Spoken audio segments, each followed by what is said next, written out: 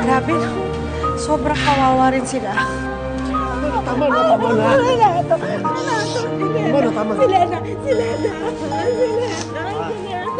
Hello? Labas na muna ako. Namimiss ko rin ang anak natin. Vin, Buena, samahan nyo na lang. Let's go. Tama na.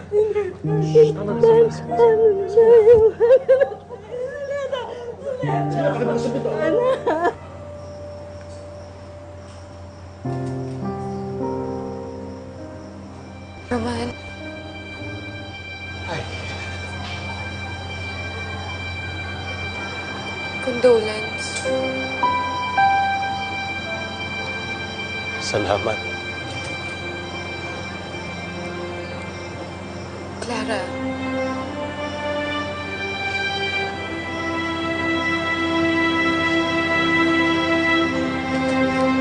Kaibigan ako ni Leda.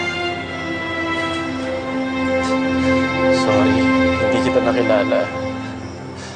Si Leda kasi hindi mahilig magkwento tungkol sa mga kaibigan niya. Nag-promise kami sa isa't isa. Pagkatapos ng graduation na magkikita pa rin kami. Siyempre, parehas naman kami naging busy. Pero last week, nagkita kami ulit after almost 5 years. And akala ko, magre-reconnect ulit kami. Akala ko I had my friend back. Tapos, kung alam ko lang, matagal na sana ako nag-reach out sa kanya. Pero sino naman ba mag-aakala na mangyayari to? Ang bata-bata niya pa para mamatay.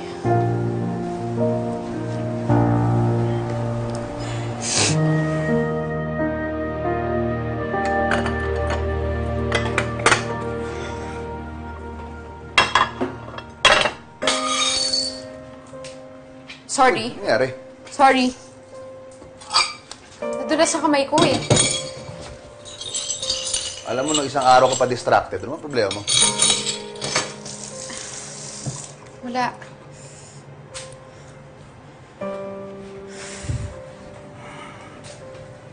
Iisip ko kasi si Leda eh.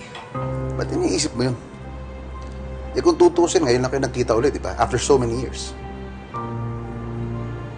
Kahit naman matagal kaming hindi nagkita, kaibigan ko pa rin siya.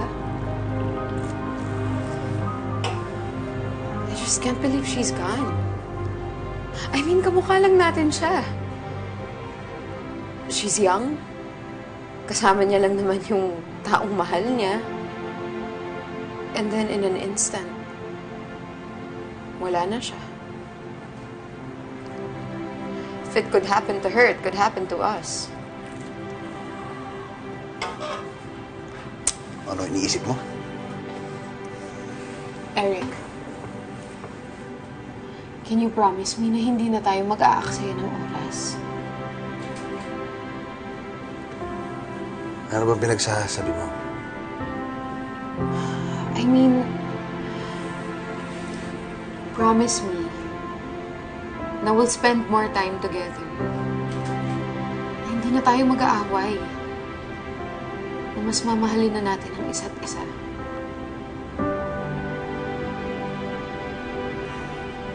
Fine.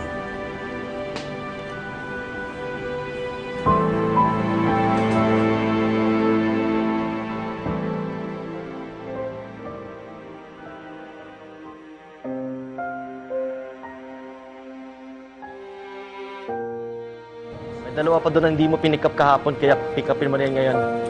Okay.